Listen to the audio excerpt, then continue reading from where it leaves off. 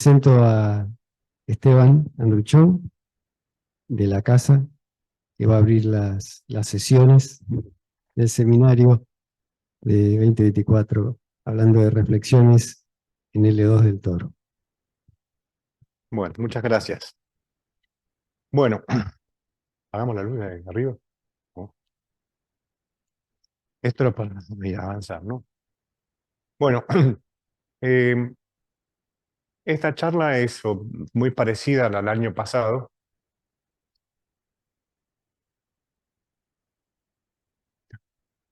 eh, Donde hablé un tema muy parecido, eh, que son los operadores de composición que se obtienen cuando uno usa estos automorfismos del disco. O sea, el contexto es la circunferencia y estos automorfismos que son biyectivos del disco con el disco, y además son biyectivos de la circunferencia en sí misma, digamos. Entonces, no solamente, el año pasado había tratado de entender estos operadores de composición, que es agarrar una función y componerlo con uno de estos automorfismos, en, en el espacio de Hilbert de, de funciones analíticas en el disco que tienen coeficiente de Taylor en L2, o sea, el espacio de Hardy, y, y como eso resultó bastante difícil, digamos, no pudimos responder muchas preguntas. Lo que más quedaron son preguntas, entonces el intento ahora es eh, trabajar en este espacio de Hilbert, donde está bien definido este operador de composición también, y bueno, ver si alguna de esas preguntas que no podemos responder, que van a aparecer luego, las podíamos decir algo acerca de ellas en este espacio de Hilbert de L2. Entonces el operador es componer con este automorfismo del disco, que tiene tiene la particularidad de que cuando uno lo compone con sí mismo da la identidad, y entonces el operador de composición resulta ser un operador de cuadrado igual a la identidad. A ese tipo de operadores, que el cuadrado es la identidad, las llamamos reflexiones. En algún punto son muy sencillos porque tienen dos autoespacios, el autoespacio 1 y el autoespacio -1, o sea que están dados por dos subespacios, el núcleo de el autoespacio 1 y el autoespacio -1. Cuando las reflexiones corresponden a descomposiciones ortogonales, es decir, son autoadjuntas, las llamamos simetrías. Ahora, estos operadores son simetrías, son autoadjuntos solo en el caso A igual a 0. Cuando A es 0, el automorfismo es mandar Z en menos Z. Entonces, ahí es bastante fácil decir qué pasa con esto. Bueno, pero la ventaja de trabajar en el L2 de la circunferencia es que la adjunta es muy simple. El operador se calcula haciendo la fórmula de cambio variables, digamos, mientras que cuando uno mira estos operadores en el espacio de Hardy, la adjunta es bastante más complicada. Bueno, aquí entonces la adjunta resulta ser multiplicar por, bueno, un coeficiente, multiplicar por esta fracción, 1 sobre el módulo de 1 menos a conjugado z al cuadrado, por el mismo operador c sub a. Así que son fáciles de calcular el CA estrella CA, que resulta ser un operador de multiplicación, y entonces también es muy fácil de calcular el módulo, que es multiplicar por la raíz cuadrada de esta función positiva. Bueno, eh, todo esto está muy inspirado y guiado, digamos, por el trabajo de Gustavo, Horacio y Coco sobre proyectores en álgebra C estrella, que es este trabajo que está acá, que es del año 91, por ahí. Y para mí 91 es reciente, digamos. Pero bueno. Y bueno, y entre muchas cosas que hicieron, ellos estudiaron proyectores ortogonales y no ortogonales, y, y, y reflexiones, porque tener una reflexión es como tener un proyector también, un proyector no ortogonal. Y, y, lo que observaron es que cuando uno tiene una reflexión y uno hace la descomposición polar, la parte unitaria de la descomposición polar es una simetría. Entonces, bueno, vamos a llamar R sub A la simetría asociada a la descomposición polar de C sub A, que también se puede calcular, porque es fácil de calcular el módulo, y entonces termina siendo este operador. Haciendo cuenta se ve que se puede poner o este operador de multiplicación del lado derecho de C sub A o pasarlo del lado izquierdo invirtiendo la fracción. Son cuentas elementales muy simples. Pero bueno, acá se puede calcular explícitamente el RA, y una propiedad que tiene en general también esta simetría de la descomposición polar es que cuando uno conjuga a la reflexión con la simetría, lo que obtiene es la reflexión adjunta. Entonces, en este caso, tenemos esta fórmula. Bueno,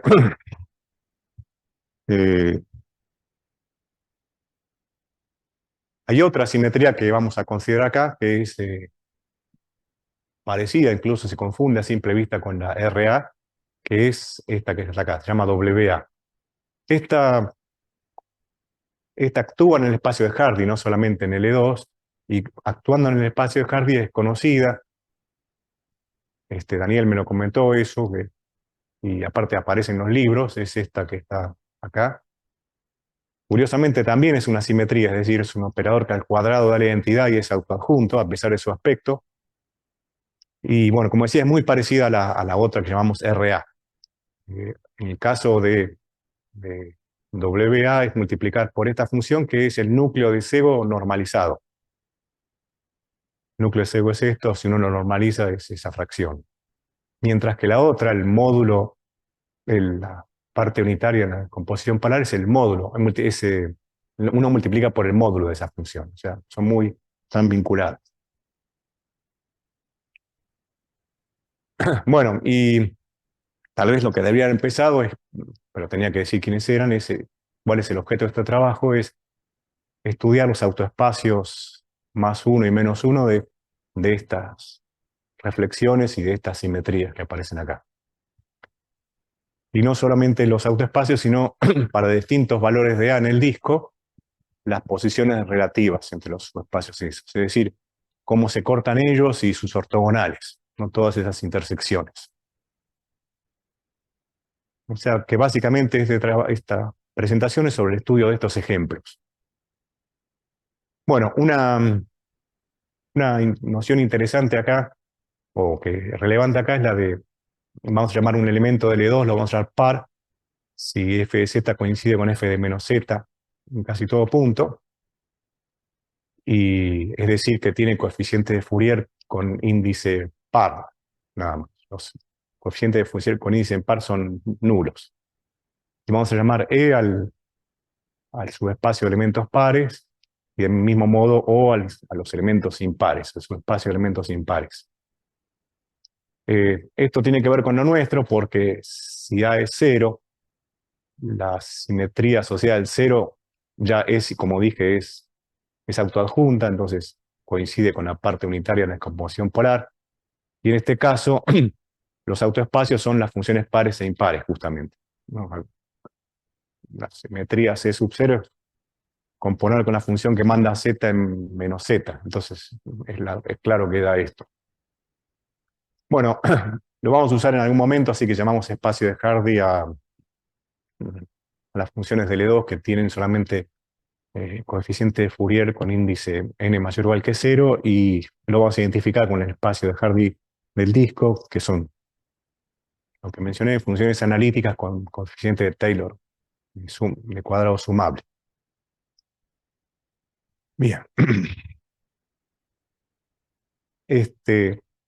Acá hay una cosa que merece ser aclarada porque fue un error que yo cometí y que me resultó muy simpático, y a mí, digamos, y es que esta noción de paridad, una de las funciones de L2 la puede pensar con variable z en toro o con variable t en el intervalo menos pi, pi. ¿No? El modo de pasar de z a t es z igual a la it. Y es más usual hablar de funciones pares en el parámetro t, son las que tienen El desarrollo de Fourier tiene solamente cosenos. Y eso yo me lo confundí, me hizo cometer numerosos errores. Acá, por supuesto, no es lo mismo ser par en el parámetro t que en el parámetro z. Bueno, entonces lo primero que vamos a ver es cómo son los autoespacios de de estas reflexiones. Y para eso es importante, o juega un rol, este número, que es el automorfismo phi sub a. Recuerdo, bueno, no lo puse más, pero es fácil de calcular. El automorfismo de este phi sub a tiene dos puntos fijos, uno solo de ellos dentro del disco, que es este que está acá. Uno sobre A conjugado por ese número. Fíjense que este número WA, bueno, no se ve con esta expresión, pero está en la misma línea que A, que es 0. La línea que une 0 con A tiene este número. Y también hay otro número relevante que es ¿cómo se puede llamar? El prepunto fijo, que es el único número del disco que cuando uno hace el automorfismo phi sub omega A, tiene como punto fijo A. O sea, sería esta notación, que el punto fijo del automorfismo vinculado a este omega A es el punto A. Y está dado por este otro número, que también está en la misma línea que A0 y A.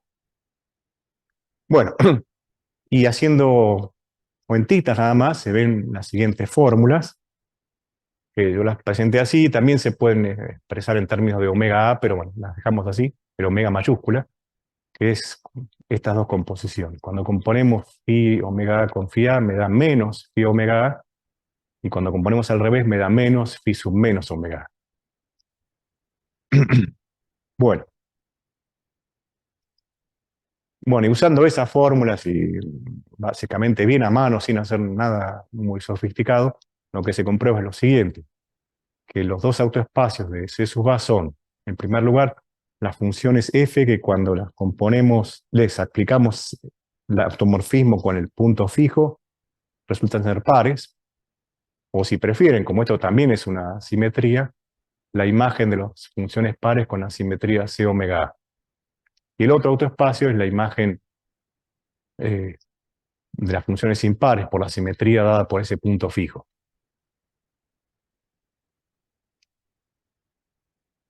Bueno, para hacer algunas cosas que tenemos que hacer luego, vamos a citar los proyectores asociados, bueno, uno y el otro, digamos, los proyectores asociados a la descomposición no ortogonal en la suma de núcleo de los dos autoespacios de C sub A, están dadas por estas dos proyecciones, la reflexión más uno y la reflexión menos uno menos reflexión. Y lo que sale también haciendo cuentas a mano es que son estas que están acá. Fíjense que como C sub omega A es una reflexión, esta es una conjugación, ¿no? Uno es su propia inversa. Entonces, los dos proyectores no ortogonales son conjugar al proyector sobre los pares y las impares con, de vuelta, esta simetría dada por el punto fijo. Y de lo cual sale también fácilmente que C sub A es conjugado de C sub 0 con la simetría dada por el punto fijo. Todo esto es bien elemental. Bueno, como teníamos una fórmula para RA, que era C sub A por un operador de multiplicación que se podía poner de un lado del otro, en este caso se puede caracterizar razonablemente el núcleo de RA-1. Recuerdo, esta es la simetría de la composición polar.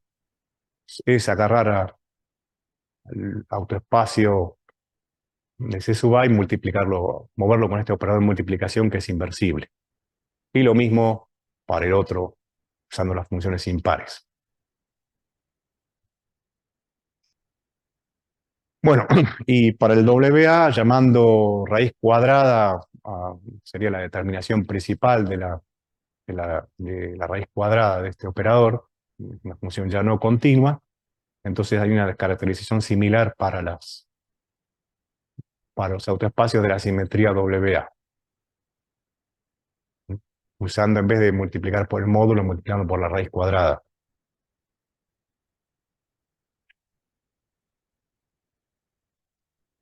Bueno, esos serán los autoespacios, entonces vamos a las posiciones relativas, que es las intersecciones entre los distintos los autoespacios para distintos puntos del disco. Acá lo que tratamos de usar es aprovecharnos de lo que habíamos aprendido en el espacio de Hardy, y entonces resultó útil, digamos, tratar de referirse a lo que había antes. Entonces, bueno, la observación es que este operador de composición deja fijo su espacio, el espacio de Hardy, en realidad lo deja igual, y hay que decir, no es solamente invariante, sino que es igual, pero no es lo mismo para el adjunto o para el suplemento ortogonal de este, digamos. Entonces, si llamamos H- al suplemento ortogonal del Hardy, para cada función en H- o cada elemento en H-, G conjugado queda en H+, llamamos G negrita conjugado a la extensión de G a una función analítica del disco. Esto ya es una función, entonces se puede evaluar el punto del disco. Entonces lo que resulta es cuando uno trata de ver cómo mueve C sub A al H-, eh, bueno, es casi invariante, digamos, es invariante salvo su espacio generado por el 1, o múltiplos funciones constantes, digamos. O sea que C sub A, o sea, más explícitamente, cuando uno agarra una función de H- y la transforma con esta simetría, con esta reflexión, perdón, lo que da es un elemento de H- y más esta constante, que es lo que vale esa función extendida en A conjugado. Y entonces, usando esto, se puede probar lo siguiente, que si uno tiene una función en el autoespacio 1 de la reflexión C sub A, y la descompone en F más y F menos, con F más en el Hardy y F menos en el ortogonal, entonces las dos partes, la parte en el Hardy y la parte en el ortogonal, siguen siendo autofunciones del autovalor 1. Pero para el autovalor -1 no pasa lo mismo. Si uno agarra una autofunción de -1 y la descompone en F más y F menos, lo que le queda es lo siguiente. Difieren hay una función constante en la que difieren.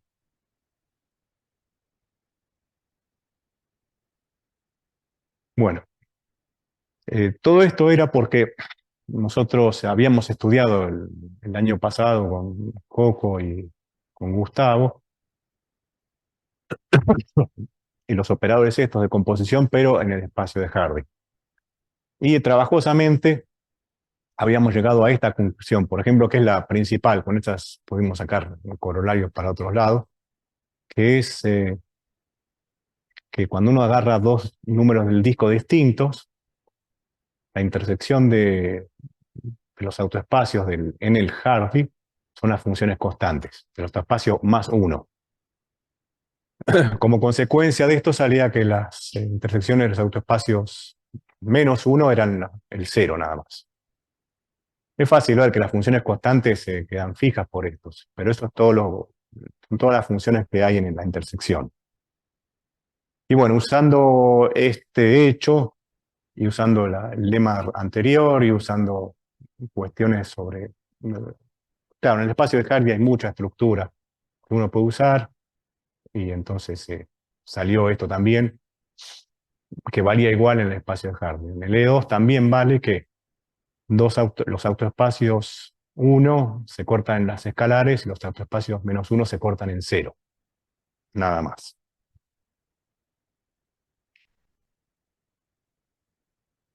Bueno, entonces, como dije, el objeto de este estudio es también conocer las posiciones entre estos espacios que mencionamos y los ortogonales. Y el objetivo habría sido poder saber qué pasa con todas estas intersecciones para cualquier par de números en el disco, y eso no pudimos hacerlo, solamente cuando el segundo es cero. O sea que este intento de ver si en L2 podíamos verlo más claro, no fue así. Lo único que acá en L2 pudimos hacer algo más en algunos casos especiales. O sea, cuando B es cero, lo que tenemos es esto, recuerden que estas son las funciones pares, que es el autoespacio 1 de C sub 0. O sea que esto sería la intersección de el ortogonal del autoespacio 1 de A con el autoespacio 1 del 0, del A igual a 0. Bueno, en ese caso es trivial, lo mismo esta otra, y lo mismo estas.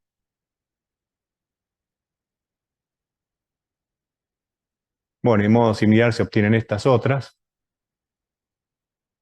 No estoy haciendo ninguna cuenta. Ya alguna cuenta voy a hacer luego. Bueno, esto es muy parecido a lo que ocurría en el espacio de Hardy, solo que acá pudimos hacer más cosas. Por ejemplo, pudimos avanzar más en la posición de estos dos. O sea, el mismo A, tenemos estos dos subespacios que son complementarios, bueno, pero ¿qué pasa con los ortogonales de uno y otro cuando se cortan con el otro? Bueno, estos dos subespacios se cortan en cero, los ortogonales también, porque están en suma directa. Y entonces acá el objeto es un poco ver qué pasa con el ortogonal de uno versus el otro, y bueno, y ver todo lo que se puede decir al respecto. Usando si A ya tiene esta forma polar, digamos, usando el unitario de rotación, uno puede suponer que A es un número real en el intervalo 0,1, o sea, suponer que A es igual a R. Eso simplifica mucho las cuentas. Bueno, para estudiar bien esto necesitamos fórmulas para estos dos proyectores, los proyectores ortogonales. Hay unas fórmulas que yo las conozco de un trabajo de Ando, hay muchas fórmulas de este tipo, pero estas tal vez son más sencillas. Cuando uno tiene un operador, un idempotente, Q, y quiere hacer la proyección sobre el rango del idempotente, la proyección ortogonal, hay una fórmula muy sencilla que es esta, y sobre el núcleo es esta otra. Entonces, si uno usa estas fórmulas para el idempotente asociado a la simetría, a la reflexión C sub A, lo que le quedan son estos proyectores ortogonales, que no tienen pinta de proyector ortogonal, pero lo son, ¿no? Es 1 más CA por un operador de multiplicación, y 1 menos CA por este operador de multiplicación, de la función que multiplica es esta que está acá. No sé por qué la puse a la -1, bueno, está así. Acá debería decir eta A también, es la misma que aparece. Sí, es la misma función en ambos casos, sí, perdón. Sí, porque psi sub A había llamado antes a otra cosa, entonces, para no confundir, pero me confundí. Bueno, y con estas fórmulas resulta muy fácil, por ejemplo, calcular esto, porque básicamente son muy parecidos, mismo operador de multiplicación, y bueno, haciendo cuentas a mano, realmente es al final calcular el máximo de una función, es una pavada. Y también se puede calcular el espectro de esta diferencia. Acá se usan cosas que probó Chandler Davis sobre propiedades del espectro de una diferencia de proyectores. Esos espectros suelen ser simétricos, salvo en el 1 y el -1 que pueden romperse la simetría, y son dos intervalos, ¿no? Uno a la derecha y otro a la izquierda, intervalos simétricos. Fíjense que no está el 0, o sea que esta diferencia es un operador inversible. Bueno, y ninguno de estos valores espectrales es un autovalor. Eso también se ve a mano, básicamente porque por la influencia de esos operadores de multiplicación que no tienen autovalores. Entonces se puede probar estas propiedades, porque estas propiedades tienen que ver con que estas intersecciones son el autoespacio 1 de esta diferencia y esta intersección es autoespacio menos 1 de la diferencia. Es una cuenta sencilla de hacer. Como este operador no tiene autovalores, entonces esos autoespacios son triviales. Bueno, entonces eso dice cómo son las otras intersecciones que nos faltaba calcular. Y bueno, se puede decir un poco más. Bueno, entonces estos espacios están en lo que se llama posición genérica. Todas las intersecciones entre estos subespacios y sus ortogonales son triviales. Y bueno, otra cosa que cuando uno estudia pares de subespacios y la geometría de pares de subespacios, otro operador que hay que conocer es este producto, o es el producto uno por el otro, o el módulo del cuadrado, que sería esto. Un lema sencillo para hacer a mano es que si los subespacios están en posición genérica, cada autovalor del producto produce un autovalor dos autovalores de la diferencia, entonces resulta que este producto no tiene autovalores.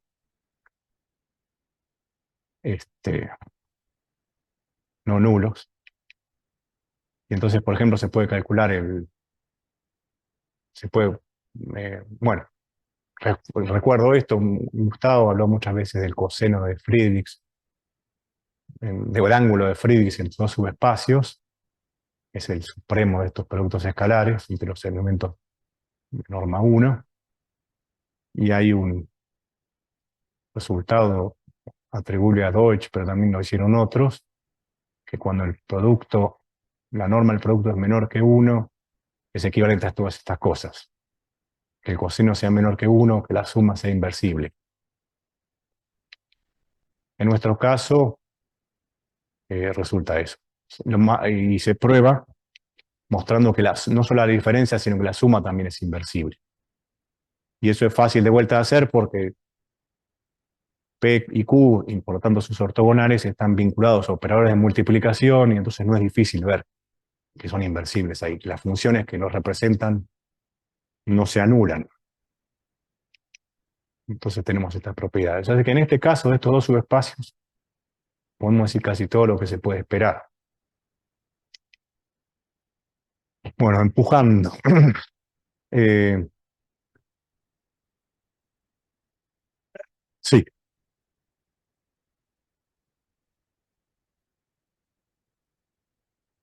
Sí. ¿Cómo? Sí, claro. Sí, es cierto. Sí,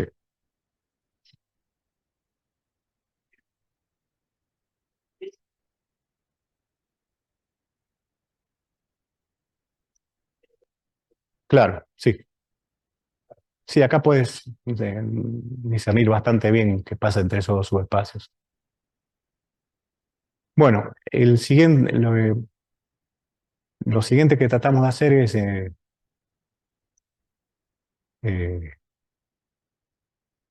usar estas simetrías R y W para estudiar mejor los subespacios, las posiciones de estos subespacios E sub A. No recuerdo, esto lo mencioné al comienzo, esto vale en general cuando uno agarra una reflexión, si la conjuga con la simetría de la descomposición polar, obtiene el adjunto. Eh, si uno lo conjuga con la simetría WA, obtiene esta otra fórmula, y entonces salen estas dos cosas también. Que cuando uno conjuga a las simetrías E sub 0 con RA, lo que obtiene es la simetría asociada a omega, ¿se acuerdan? El pre-punto fijo, cuando conjuga con WA, esta otra simetría. Eh, yo me voy a dar más bola a estas dos fórmulas, la única cuenta que voy a hacer.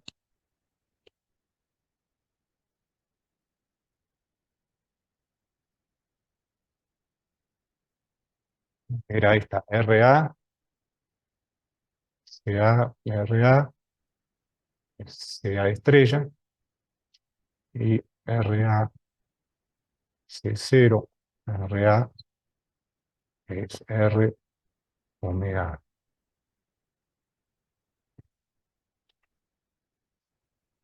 Bien. Entonces, ¿qué quiere decir empujando? Bueno, hay un montón de fórmulas que dice cómo son intersecciones entre distintos autoespacios de las simetrías y reflexiones que aparecen acá. Acá involucran a las R y a las Cs. Pero es una lista que no vale mucho la pena detenerse en ella. Y sale de lo siguiente. Una de las cosas que había mencionado más temprano es que cuando uno mira esta intersección, por ejemplo, con otro que sea distinto, por ejemplo con C0, A distinto de 0, esto eran solamente los escalares, las funciones constantes. Bueno, entonces, ¿qué quiere decir empujar? Empujemos esta intersección, por ejemplo, con la simetría de RA. Entonces, si empujo con RA,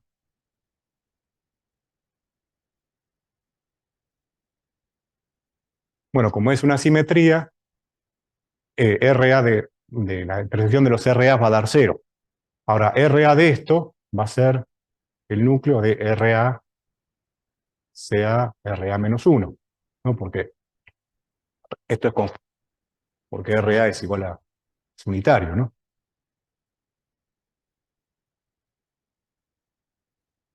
Y lo mismo acá.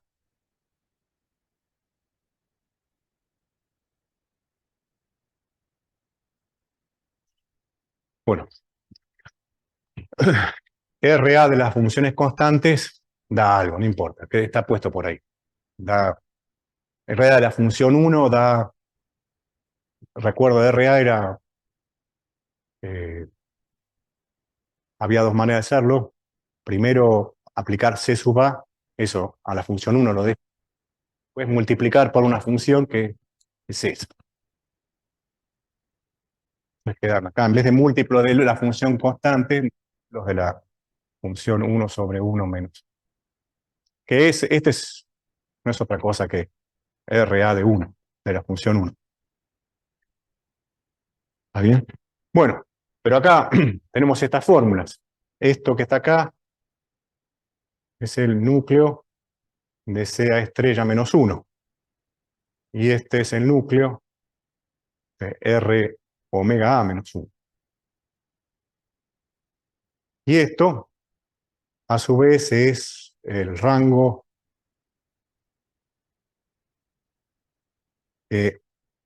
CA menos 1 ortogonal. Dije bien. Bueno, y así sale una, por ejemplo.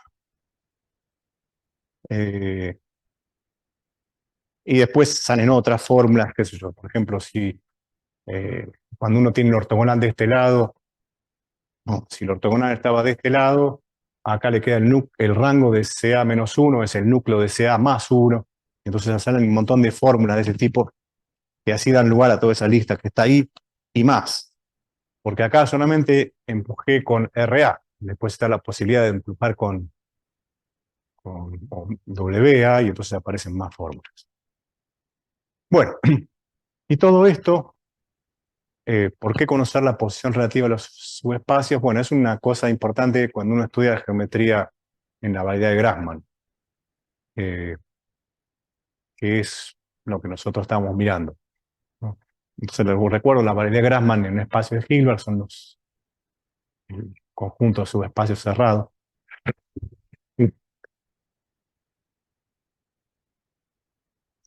El trabajo ese que mencionaba de Gustavo, Coco y Horacio, más uno anterior de Coco y Horacio, describen la geometría de esta variedad en un caso más general, incluso cuando el álgebra es un álgebra estrella. Acá sería el caso de los proyectores en el álgebra BDH. Claro, lo que ellos hacen es identificar subespacios con proyectores sobre los subespacios o con simetrías, ¿no? Una simetría que vale la identidad en el subespacio. Bueno, estas son cosas que ya posiblemente conocen, ya mencionamos acá, cosas descubiertas por ellos o por otros. las geodésicas, acá solamente lo que hago es escribirlas en términos de subespacios, no en términos de proyectores. Las geodésicas que empiezan en un subespacio son empujar el subespacio con una exponencial, con un grupo, un parámetro, para un exponente que sea antisimétrico, antihermitiano, y codiagonal para el subespacio. Las llamamos normalizadas cuando tienen norma igual o menor que pi sobre 2. Y está esta condición, que acá entra en juego las posiciones de los subespacios. Para que haya una geodésica entre dos subespacios, tiene que ocurrir la igualdad entre estas dos dimensiones. Y más aún, la geodésica es única cuando son triviales los subespacios.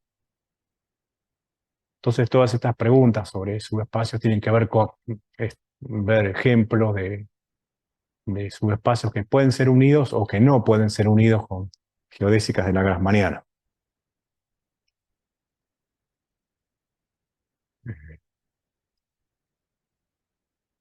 ¿A qué viene esto? Bueno, en el caso de las funciones pares e impares, cuando uno hace las intersecciones para detectar la posible obstrucción a que haya geodésica, lo que da es que son espacios de dimensión infinita ambos, o sea que entre las funciones pares e impares hay infinitas geodésicas. Pero si A distinto de 0, A no es 0, las funciones que son pares, en el sentido, ¿no?, de ese punto fijo asociado al punto A, y las que son impares, para ello hay una sola geodésica normalizada entre los dos. Bueno, y bueno, reinterpretando muchas de esas fórmulas que puse antes, tenemos estos resultados, por ejemplo, pares de subespacios que pueden ser unidos por una única geodésica, o pares de subespacios que no son unidos por una geodésica. Fíjense que si uno agarra las pares e impares asociadas a las pares e impares propiamente dichas, hay cuatro modos de hacer pares, ¿no? Y hay uno que por algún motivo no hay y otras que sí. No sé por qué. Bueno, y haciendo uso de las otras fórmulas, podemos decir cosas entre los autoespacios de C sub A y los de omega A, etc.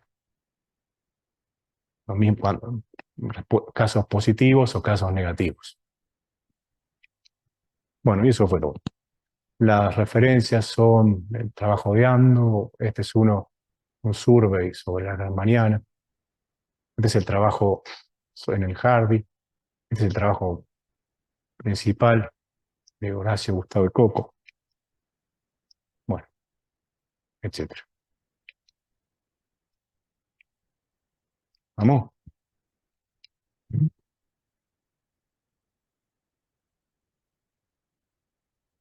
Bueno, no se pasa la página.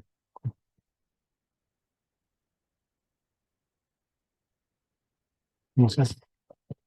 Ah, faltó la última. Ah, debe ser la última entonces. Ah, debe ser eso. Bueno, gracias.